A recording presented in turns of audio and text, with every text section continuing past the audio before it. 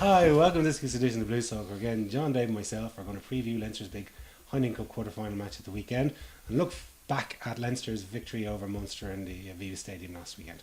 So boys, 22-18 against Munster. Scrappy old game. Scrappy, yeah. High intensity. In terms of, there was no nothing physical left out. Obviously, both teams had an eye on this weekend for the Heineken Cup quarterfinals. So obviously, it was the rugby itself was fairly basic. It was, there was nothing overly complex about it, but it was a good workout for both teams. Great for Leinster that we got the win. It really sets us up for the home stretch for the Pro 12. It kind of went the way we thought it would. We thought if Bent could get away with it, then Leinster would win, and Bent got away with it, and Leinster won. Scrum's always a bit of a lottery, but it seemed to come down to the far side of the scrum, and whether that was because they were being cautious a bit, because profile-wise, BJ Botha had a much higher profile than Michael Bent, but the bit that Roland was so critical of was the foot placement of Kilcoyne, and then the binding of Mike Ross, which it looked like you said, nobody was giving anything away, and it looked like they were just basically trying to out-cheat each other to see, because they neither of them were so confident on maybe which side was going to hold up the scrum better than the other, So I think if Munster had just got into the game with an idea of scrummaging straight and square, they actually could have done more damage than they did, because probably that would have meant that Roland spent more time maybe on our loose head side of the scrum rather than on their loose head side of the scrum. And we didn't want Botha and Bent having a fair go at one another, because you'd have to imagine that Botha would be the better player. So maybe that was Leinster's tactic. Maybe it was a tactical Leinster, but it's also an inherent part of Munster rugby culture not to if they have a choice to do things the fair way or to cheat, they're kind of going to cheat. I think it was the Pro 12 final it's true though. I think it was the Pro 12 final in Thomond like 2-3 years ago. And again, like that, Leinster scrum was really disrupted by Munster. I think Marcus Horn was playing loose head that day, and it was all sorts of mess. And they refused to scrummage nearly. If Marcus Horn did one thing in that match that was within the laws of the game, I'd say he'd be very disappointed.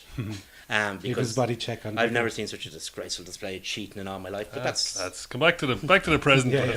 But in terms of the game itself, I think that was a tactical error, or either a tactical error by Munster, or tactical success by Leinster, whatever.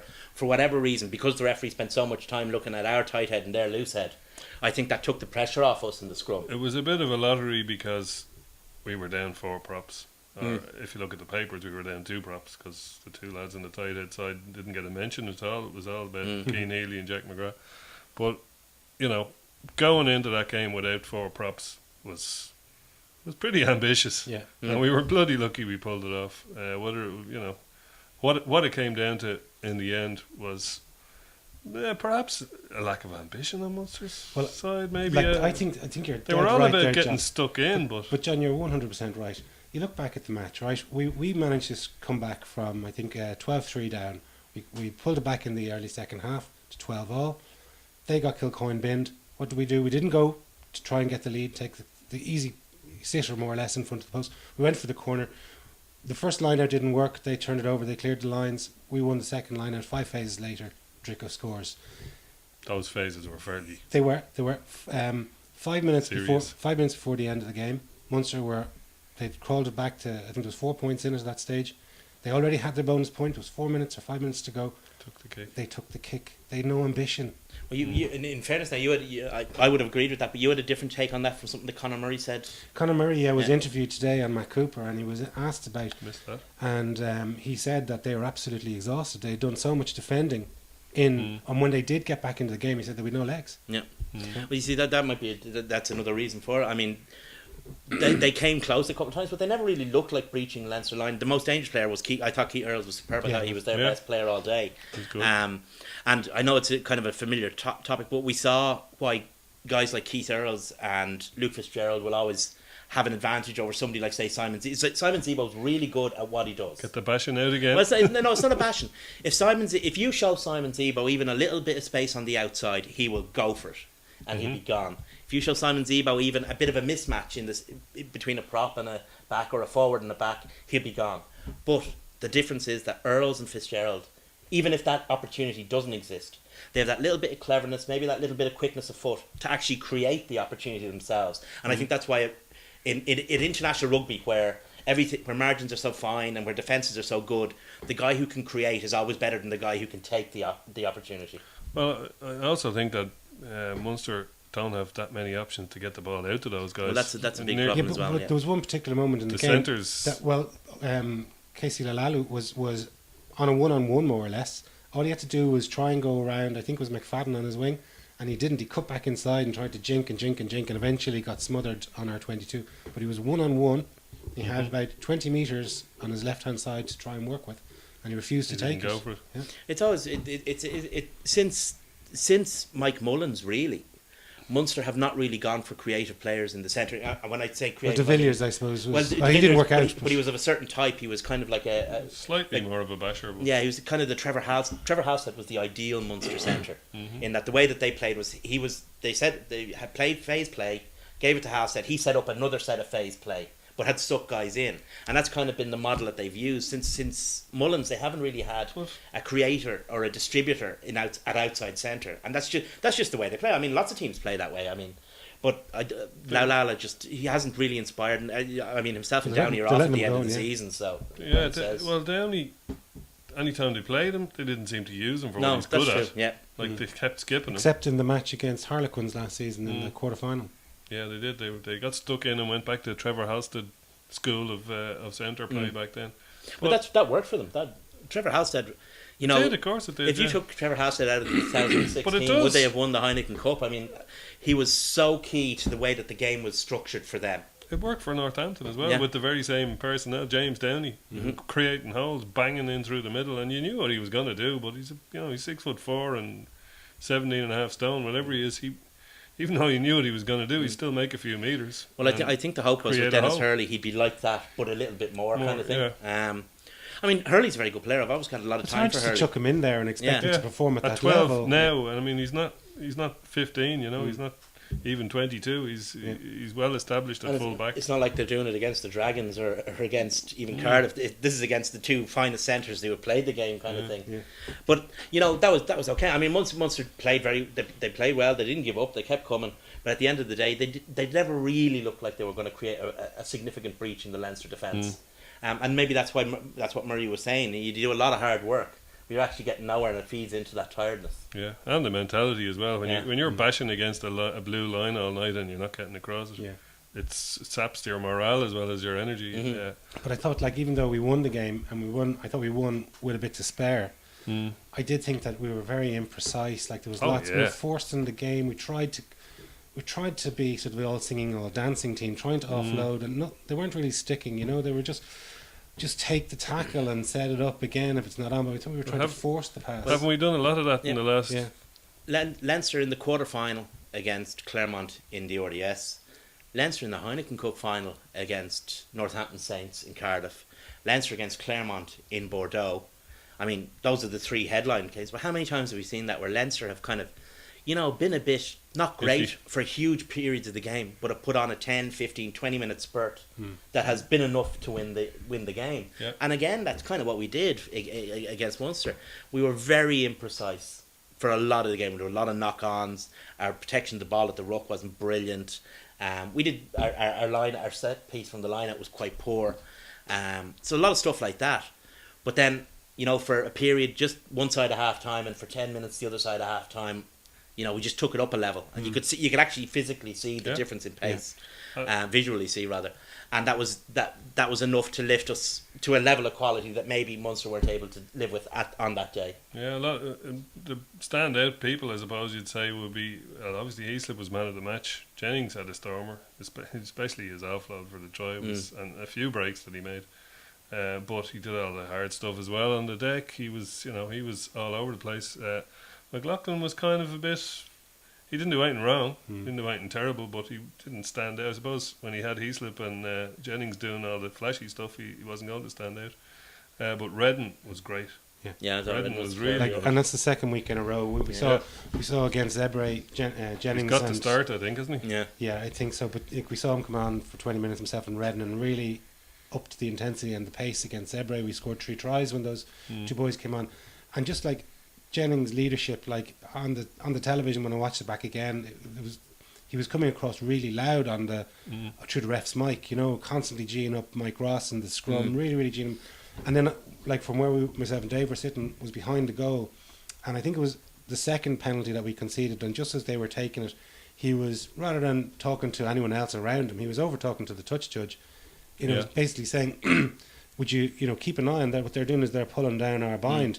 Like you know what I mean? He was nearly, and as a result, like we conceded 2 or 3 early penalties at scrum time, but very few subsequently, nearly because he had a word in the ear of the touchy to kind of, and then he would have been maybe relaying that information to Roland, because it was all happening on the blind side of Roland. I thought I agree entirely with that. I thought 2 guys that haven't really been mentioned much in this matches who played very well were the second rows.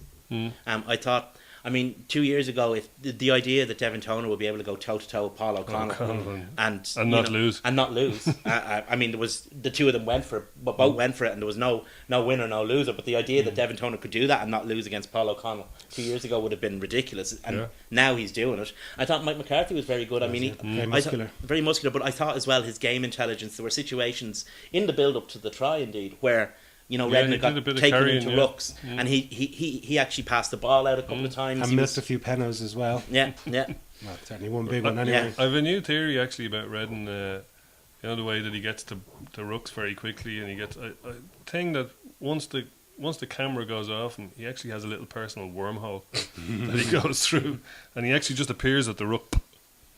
I think that's what it must be, because there's no way you can do it within the laws of physics. There's a lot of lads from Limerick with worms. Like, especially at his age. But that's one thing that he's added to his game more so this year is his break. Like, he always had a good break. Sorry, but Richie. He's certainly putting it in. You know, he's looking for the break around the edge of the ruck. But he was famous for his break. He nearly overused his break a few years ago, and then he kind of stopped and he went. Yeah. He kind of nearly copied Boss's game for. Well, I think he tried to pick up elements of Boss's game because Boss had crept ahead of him in the standing, but he brought it back. I mean, he broke very well. That break off the scrum was superb. He's done it a couple of times this season. He's brought it back into his game, but you see, to a certain extent, we have to do that because there was no point in him doing that when we had big ball carriers. Against Munster, we didn't. Like, none of our big ball carriers were available. No Rhys Ruddock, no Sean O'Brien, no Cian Healy, no Jack McGrath, no Martin Moore. Those are the guys who always carry ball for us when they're playing. None of those were available. We actually had to play a game, to all intents and purposes, without a dominant or without an abrasive ball carrier. Right, Ross did a bit of carrying actually. He did, just before that try. He trundled nicely. He trundled very nicely into contact, which set up the break that O'Driscoll. Well, I think one thing about Ross is he's not a great carrier, but he presents great ball. Yeah. That's all you want. I think make a hole, get the ball back. We mentioned it last week about not really showing too much of a hand again for the both teams. That's exactly what they did. And I think we got to page 1 of our playbook, and that was it. We didn't go into any elaborate moves. Everything was seemed to be nearly off the cuff kind of stuff, and just one out. That was exactly what it was. Around the fringes. It was rugby 101, but it was rugby 101 from both teams. I mean, neither team are going to. I mean, Munster have a very big task against Toulouse as well. They do. They're not going to want to show anything in their hand. I mean, for example, the rolling maul was almost entirely unused in the match from both sides, and whatever. Like, Leinster have a good rolling maul, but So Munster are famous for the rolling maul. And did they use it at all? Was it used at all? No, not once. I don't think. So that I can remember. That kind of. When teams are putting, one of the absolute foundations that their entire game is based on into their pockets. Yeah, but like even the try, we'll have a look at it now. Like, even the try was kind of off. It wasn't a pre-rehearsed move. It was just sort of something that evolved. And you sure? It was that looked like we're not doing a pre-rehearsed move. Well, very imprecise then. Yeah, another imprecise. Madigan cleaned it up, and Darcy does what he makes the always ground. does. Yeah. Was he held? Every time. I don't That's really the care.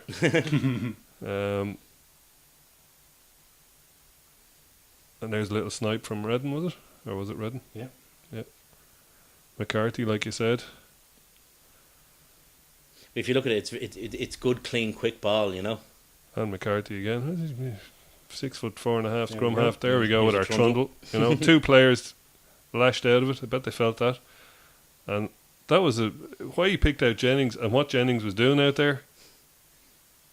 I'm sure they certainly both know. got it back. I'm sure they both know. It was that move that doesn't look like a move. He keeps writing the script, doesn't he? Yeah, well, Yeah. I said it at the time. He kind of bends reality to his own needs. So maybe he went to the same place. There's been a that bit of criticism of Zebo for Redden his got defence. his wormhole from. I actually don't think it was Zebo's fault at all. If you're going to blame a defender, you have to blame Felix Jones because he's running around there like a headless chicken. Both of them Yeah. are, in fairness. So you could Systems, blame. systems failure. Well, at least Zebo is taking a position and he's sticking with it. He's been consistent with it. Jones is just flapping around the place. God only knows what he thinks he's doing. But Zebo was doing a bit of flapping as well. Yeah, he but at flapped least- that O'Driscoll. With At least he was in a position. It might have been the right one, but he was in a position. Jones was nowhere. Yeah, he was standing in behind. All right, yeah. What did you think of Alan Roland's performance? Bit of a mixed bag, really, wasn't it? It was He's one of Did those he- he's never going to win. Well, I Yeah. just thought, like... Did you he know, get all the calls right? I appreciate the Does the anyone? Leinster-Munster thing, but like let's park that for a moment. You know, the scrum was farcical. Like it doesn't Yeah. matter where he's from or what his nationality is. Like if that was any other referee and we were looking at that match, I wouldn't say it ruined it as a spectacle. But do we really want to see scrum after scrum But collapsing? Leinster and Munster games are always very difficult to referee. I mean, you've got two of the best teams in Europe. And Right? plenty of cheating from both sides. Plenty of cheating. Yeah, exactly. Plenty of cheating from both sides. I mean, you'd need two referees on that pitch. It doesn't matter whether it's Alan Roland or I don't think even Nigel Owens or Wayne Barnes or any referee in the world could have made a silk purse out of the sow's ear that the players were determined to serve up and had reason to serve up because, as we said, next week. So I don't think Roland. I think Roland. Then you have to factor in the whole is he a former Leinster player, blah blah blah. So he was never going to have an easy game of it No, anyway. Like you say, and he was never going to win. and because of that, he was always going to get, things were going to be said because of his being a former Leinster player. But the thing is, I mean, you're talking about a guy who's refereed the World Cup final. You're talking about one of the best referees the world has ever seen, certainly in the professional era. He has had a few howlers lately, though. Yeah. Well, you kind of have to trust but the even guy. Drickle was having goes at him. You know what I mean? You very rarely see O'Driscoll losing his. No, his rag with O'Driscoll refs. was trying the Dylan Hartley defence, which never impressed Talking me. to I was myself. talking to my captain. Yeah. Yeah, right. But like, there was one particular scrum, and the scrum went down. The ball was available, and he just said, "Play on." And like that's what I want to see from a scrum. You know, if it goes down, the ball's there, play it, rather than reset and reset and reset. Like, and it was almost resembling a scrum of a few seasons ago, where If the ball goes down, if the ball is at the back of the scrum and there doesn't appear to be any danger to the front rows, then the instruction is to let it play on. if the players are down, they're down. Like, do you know what I mean? Yeah, but there's a situation where if they're down like that or they're down like that, it's a very different kind of way of looking at it. The referee does have to be cognizant of that. That's the instruction they get. Yeah. Well, it is a dangerous place to be, the front row of a scrum, at the best of times. It's all, if the ball is at the back of the scrum, let it play as long as there's no danger to the players, and you can. In which case you have to reset it. It was a very tense game, though, wasn't it? It was very... I thought it was riveting. Yeah, like, even though the game wasn't very classic, technically it wasn't a classic, it was very... you could cut the atmosphere with a knife, like there were... And it was in doubt up until the final whistle. There was a point in it until a couple of minutes. A massively intense game. Yes, the quality was low, but you looked at the individual battles, like Bent versus Both, Kilcoyne versus Ross, Toner versus O'Connell, Jennings versus O'Donnell. Not so much, but I'm talking about the ones where they really went mano a mano. The four wingers up against one another. Even for the two example, scrum halves. The two scrum halves. I thought the game itself and the two teams themselves as units mightn't have played well, but the individual battles were really fascinating. Yeah, I thought that exactly. But anyway, the win keeps us in obviously in first position, but we've extended our lead because obviously Munster didn't get a bonus point, and Ulster fell over their shoes. Excuse me, and Ulster lost. Yeah, which was surprising. Yeah, it's a very good weekend for us. Was You know? you have to say, I always like to see Irish teams win, but from a totally selfish point of view, Ulster falling over their shoes was great for us because it means they're 8 points behind us. After Six Nations, it's every man for himself. Well, that's isn't that the great thing about it? Yeah. Six Nations is over. We've done all the messing around, and now it's balls out. Yeah. To the end of the season. But it's going to make it an interesting match in the 2nd of May up in Ravenhill now. If they're kind of Yeah, they're really chasing. They actually really need a win. Yeah. So that it was already going to be an interesting. Leinster and Ulster games are always interesting. They're always. They mightn't have the extreme intensity that Leinster and Munster games do, but they have. I think they always have a life of their own. They have a life of their own. They've slightly better quality. I think. The games are better games generally. We get a lot of crap games though, where at Christmas where there's no. I think one side has a squad out and the other one doesn't. I think that's the timing of things. But the games themselves generally tend to be better. There's more football played. But the Ulster away matches seem to have been towards May. I remember the year we played them in the Heineken final, we played them in May as well. Yeah. And obviously we played them the 2nd of May this year. But like as you said, Dave, that game is going to be a bit of a humdinger now because they're chasing us. But also, we've beaten them in the 2 big games that really matter: the Pro 12 final last season, One after another, and the Heineken Cup final. Yeah. So there is that. And they've got all their guys are back fit now. First back, Bo is fit back. Some guys are leaving, so they want to sign off on a high.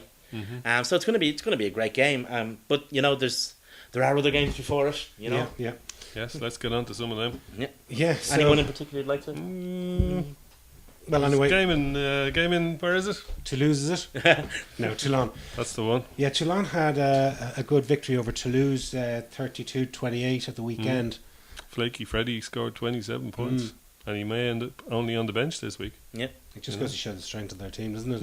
It does. But it also goes to show, it's something we've been discussing for, well over 10 years as rugby fans, is Freddie Michalak, the mystery the mystery wrapped in an enigma that is Freddie Michalak. I mean, on his day, he's as good as anyone in the world. He's great at throwing passes to Cameron Jowett. Yeah, and when he's not on his day, Cameron Jowett scores off his passes. Yeah. But Becky's boat is out with a broken arm. Is he? Yeah, and Ali Williams is in doubt as well. Very doubtful, yeah. So that's Havana is back though. Yeah. The second row is somewhere where they look a bit vulnerable. Like Rousseau is more of a 6, and there's another lad Suta there who's he's not exactly a powerhouse.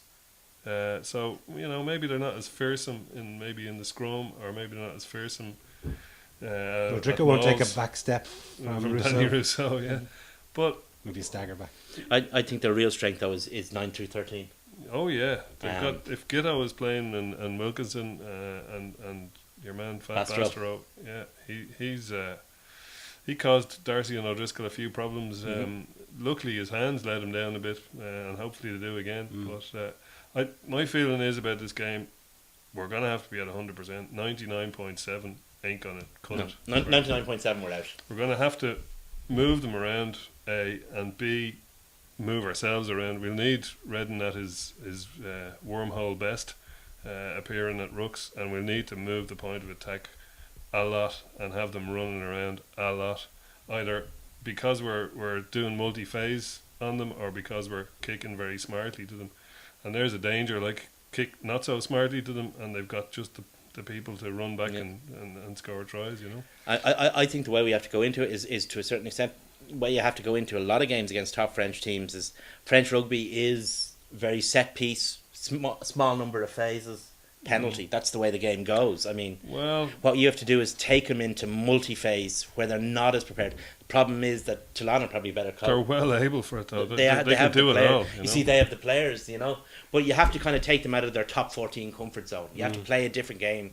And the thing is, I mean, what everyone says about the quality, the rugby that's played in the top 14 is in the Pro 12 is a very different kind of rugby that's played in the top 14. Because there's no relegation, perhaps, I don't know, but the games are more Go open. For it a bit more, so we have to play a Pro 12 rugby against top 14 rugby and then see which comes out on top. Because I think that's our best chance. Our best chance is to put together big banks of play, 15, 16, 17 phases, move them around and see what holes appear. Well, they've got the bit I'd be afraid of in the pack is, of all things, is their back row. They've got the players left over that any other team would have starting, like they've got Juwan Smith, they've got Van Niekerk, who may not even start, they've got Stefan Armitage, and they've got the best of all, in my opinion, is the Argentinian lad Fernandez Lobby. There's 4 guys, and they've a couple more besides that. If those 4 guys are in any order are playing, we really going to miss Sean O'Brien. Okay, here's a quote from Sean O'Brien versus Fernandez Lobby would have been worth the admission Yeah, alone. but then on the other hand, you have to remember. I mean, we tend to underestimate the quality of our own players. Well, here's a quote from Of Ian course. Here's a quote from Ian Madigan. Yeah. He said, "They've certainly got big names, but we've got plenty of internationals in our side as well. What we have over them is that we're playing for the club we grew up in. You saw that with both teams tonight and what it means to them." Go on, Eno. But I don't think that. I mean, does that mean that Munster players love Munster less than Leinster players love Leinster because they lost? I mean, I don't think. I know what you're saying. I know it's an unquantifiable thing, but I also think it might be unquantifiable equals zero.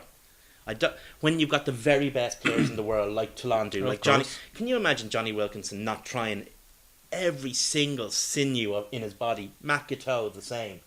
I mean, these are world-class players. They certainly are. They are, but look at some of the guys that we've signed over the years. Yes, there's been the great examples like Rocky Elson and Issa and all those lads and Felipe that bought into Leinster, regardless of how long they were here. But we also have a number of donkeys over the years. You're talking like just take Owen Finnegan for an example. No, hold on a sec. He won. Where do you want me to take him Well, again? he won. But you want us to leave him? Well, do you want to take his World Cup winners medal? He Yeah. won a World Cup. He played the highest level, like the guys that you've rattled off there, Dave, that are playing for Toulon. But do you think he bought into the Leinster culture, Leinster winner? Maybe it was a slightly different culture back then. Certainly was. But he was still playing with the likes of Drico, with Contapomi, with Darcy, with Gervin Dempsey, et al., all Irish internationals that grew up Yeah, in but Leinster. for every Owen Finnegan, there's a Felipe Contapomi. For every CJ, well, I don't want to use CJ because the injury thing, but we just as a nominal name. For every CJ van der Linde, there's a Stan Wright. I mean, you could argue, you could use both situations to argue both causes, and that's the thing. I mean, but the thing was the guys who were the really good ones. I mean, Rocky Elsom, Felipe, Issa, no Leinster player could be more committed to the cause than That's they very were. true. But that's slightly different because they're committing to an ethos that exists, and the players that exist. Toulon are trying to build a team from bugger all. I mean, where is this ethos coming from with Toulon? Well, I think the ethos. And I'm not saying they haven't done it because they seem to have done it. I think the ethos Well, I think the Heineken Cup final last year showed that they've done it. Yeah. I think the ethos comes from the town itself, from the pride of their supporters, from the pride of their owner in their town and in his club. What everyone says about Boujalel, and he is a bit mad. But The thing no is, harm in that. you cannot question his commitment to RC Toulon or to the town of Toulon. I mean, we saw it there this week. He's just cancelled a rugby match, a friendly against Béziers. He'd organised a friendly with Béziers, so that because Béziers were in trouble, danger of bankruptcy. He organised a friendly. He was going to bring all the stars down. So Béziers would get to keep all the proceeds, but he cancelled it because the town of Béziers elected a National Front mayor, and one of the big problems that Toulon had was that they had a National Front civic government for a while in the mid-90s, and it tore the town apart into factionalism, caused all sorts of trouble. And what he's trying to do, to a certain extent, is repair the damage from that era. But that's why he decided not to go down to Béziers, and that's why for him and for their supporters, the team of Toulon. You say, what are the foreign players buying into? They're buying into Toulon. They're buying into this vision of a new Toulon that Boujalel has sold them. Stop, you're convincing me, Dave. Hopefully they're buying into winning another Bouclier de Brand. Yeah, well, hopefully they are not a Heineken Cup. But I do think that, we ask what they're buying into. I think that the vision of a new town of Toulon as sold by Boujalel is actually a very attractive vision. I mean, because okay, stop now. Stop. No, but they're going to get loads of money from Toulon. They're getting very well paid, but they get very well paid in Clermont. They get very well paid in Toulouse. They get very well paid in Racing Metro. Yeah, that's true. Well, I suppose we're going to see anyway on Sunday. Selection-wise, I suppose. Yeah, I'm kind of thinking Jennings has definitely played his way into that team now. Oh, absolutely, starter. I'd start him. Yeah. That leaves Jordy Murphy on the bench for me, and Reece Ruddock if he's fit, and if he's not, Kevin McLaughlin. Yeah. That's your back row with Jamie Heasley. Drico seemed to take a bit of a knock on the head and had to be replaced. It's a knock on the neck. They're saying neck now. Well, look, we're not medical experts. Who knows? He did look very shaky on his pins, though. Yeah. But hopefully he he can. To play in this match, Brian O'Driscoll will just use his ability to bend ether around him to change his physiology so that he's fine for the game. Possibly. There aren't enough people in this island to stop Brian O'Driscoll getting on that plane to play in that match. It's as simple as that. He's got both legs and a head, so that's enough. 2 arms. And Cian Healy seems to be fit as well. Well, he was running in training today, according to the pictures, unless it was very well staged. I think Jack McGrath is the only real doubt of the props. I think Moore is probably okay too. So that's prop worries over. We've 2 fit top choice hookers, and in fact, you could start either of them and be quite confident. Probably the same across the front row. You could start any combination of the front rows depending on fitness. If you had Jack McGrath, Michael Bent, I trust him now to close out a game. Okay, up against those guys, up against, I don't know who they're going to bring on to replace Carl Heyman, but whoever it is, it's going to be somebody you've really heard of. But hopefully we'll be so far ahead by then it won't matter. I think second rows pick themselves. The big question, this weekend. Big question is the wings and the bench. If Carney is fit, Luke will drop to the bench, is my guess. No way. I'd start Luke. He'd be the first name on the team. I'm not saying that's absolute first name on the team for me. I'm just saying that's what I think will happen. I think the question is between Carney and Fitz. Carney and I don't say not Fitz and McFadden, and then Loser on the bench. But I don't see any way that if Fitzgerald is fit, I don't see any way he doesn't start this game. I just don't. Look, what about Zane Kirshner? He must be questioning what he's come here for, to sit on the bench. A Springbok played against the All Blacks in probably the best game in the last 5 years. And in fairness, has played well for us when he's played. Maybe he's played well, but not outstandingly. But maybe he's looking at next season. Yeah, he's saying, well, Dricko's gone. He's going to free up a space there, and he might be. Well, he's signed for 3 years, so he's going to be looking down the line. 2, I think, is it? It was a 2. Well, he signed for a couple of years.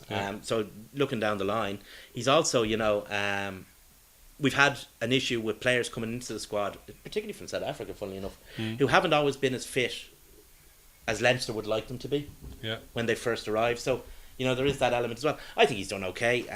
Whether he'll get the bench or not on Saturday. If Dave Kearney isn't 100%, absolutely, you wouldn't have any problem with him being on the bench I wouldn't take any risk starting. with any player's fitness. If anyone who's not 100% nearly, maybe with the exception of the props. The one is the halfbacks. The one question. Interesting. He's going to start Madigan. Well, Matt O'Connor came out with a very interesting quote. Because he basically said, well, Ian has a 90% kicking rate, and that's what we look for at the weekend. And he kind of very much hinted. Goppert's on the bench. Maybe it's a double bluff, but I don't think so. I'd start the same halfbacks as started against Munster. Of course, yeah. I'd have no issue with that. The thing I'd be worried about is that neither Goppert nor Boss have any game time. So if they have to come on, very rusty against Sebre. If they have to come on in any way early, if there's an injury or something, it'd be a bit worrying. I should let them have a run out on Friday night and fly them over. There's about 2,500 going down to the match. Yeah, it's good return. Considering or more. We're all skint these days. It's not bad. Yeah. It's a long way to go. It's a bit of a difficult place to get to. Can be. So it's going to be good numbers there. Big, loud Leinster crowd, most of whom seem to be in large groups, which is never a wise move for a home team to allow Leinster fans congregate together. Hopefully the beer is real in the stadium. Yeah, hopefully the beer is real in the stadium. People getting drunk on artificial beer during the World Cup. Toulon look to be looking forward to this weekend. They've set up a big square, a kind of a fan village in a town square. Yeah. Really looking forward to that. Hopefully get to meet a lot of Toulon fans. You're doing the recon first on Thursday. I'm doing the recon. I'm part of the early the beachhead. Advanced forces. Yeah. So we'll park our game for the moment, but there's obviously 3 other quarterfinals this weekend.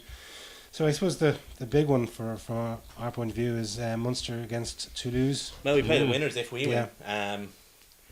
That's a really hard one to call. Especially with O'Mahony looking a bit iffy. Munster against anyone in Thomond Park in a Heineken Cup quarter-final, I would generally say Munster, right? But there are 3 or 4 names in European rugby that would raise a question, and Toulouse are one of those. Do you know it's the first time Munster played Toulouse in Thomond Park? Yeah. That's right. Yeah. Incredible, isn't it? How have they managed to? And for all that, Toulouse are not what they once were. No. I don't think there's any question of that. But earlier this season, they were still able to go over to London and beat Saracens in Wembley. Yeah. You know, so they still have that, Sure, we did that. Sure, that's easy. but they still have that institutional knowledge.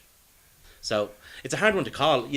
On the balance of probabilities, you'd have to say Munster, but you wouldn't be surprised if Toulouse won it. Well, you see, Toulouse are joint 6th in their top, so they're in the shake for the Hopefully barrage. they'll have Bouclier on their mind as well, you know. Toulouse are one of those teams, though. Toulouse regard Europe as very, very seriously. I mean, they have their heritage.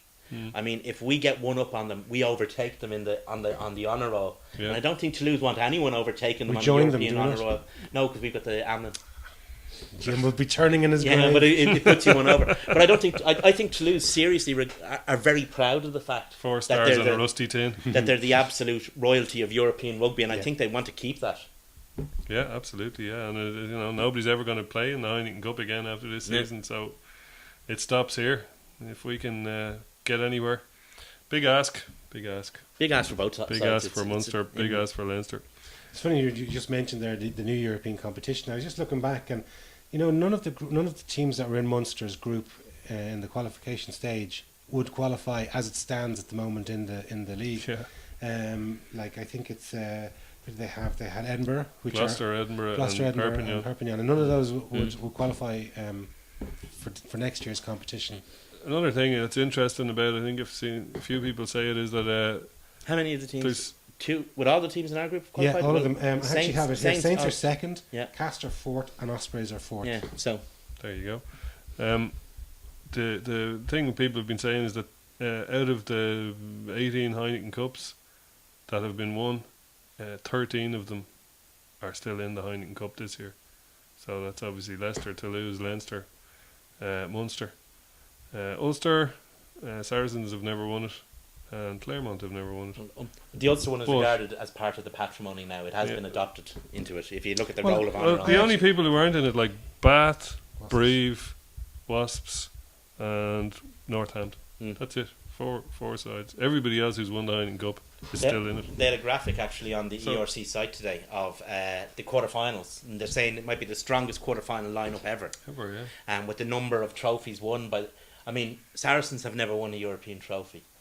The second worst team in the lineup is Claremont because they have 2 Amlins. You know, that's the level that we're at now in terms of the Yeah. quality of the teams in It's it. like the haves and have-nots, really, isn't it? Yeah. And Should make like for it's a probably good going to.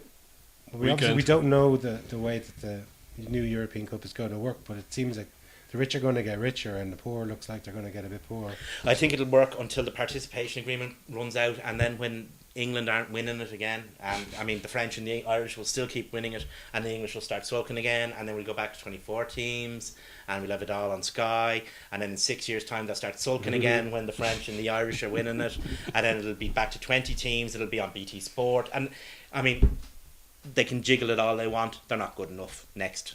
Okay, well, one of their number is playing Claremont, Yeah. trying to take Claremont It will be their Claremont's 75th game, consecutive victory.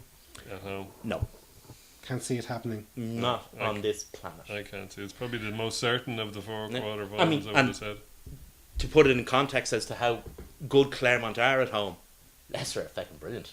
Mm. They're a brilliant team, you know, but not a And chance. they've a lot of their players coming back now. Yeah. Tuolagi and all these lads are back in harness. If they did take Mullipola. Munster's record in January 07, That's right, yeah. If Remember watching if that. Leicester were playing anyone else anywhere else, you know, Ian Humphreys was playing that day. Actually, you'd for nearly Leicester. you'd nearly favour Leicester to win it, but that team in that ground, no. Mhm. and Johnny Murphy. That's right. Yeah, that was the year of the 3 Murphys. We wasn't were it? watching Frank, it in Bath. Frank, Johnny, and Jordan. So the other game, obviously, is Ulster against Sarri. So Mark McCall going back to his old stomping Yeah, ground. that's a nice little thing to have, isn't it? I And mean, I he's guess the stadium is pretty much ready to rock and roll. I Yeah, think it is. Saracens are in for a fright. Mm. I don't think they have a clue what's going to hit them. I really don't, because Ulster, they've had some bad results, you Yeah. know, but they've all their players back. They've their new stadium. The place will be, as you say, it'll be absolutely rocking.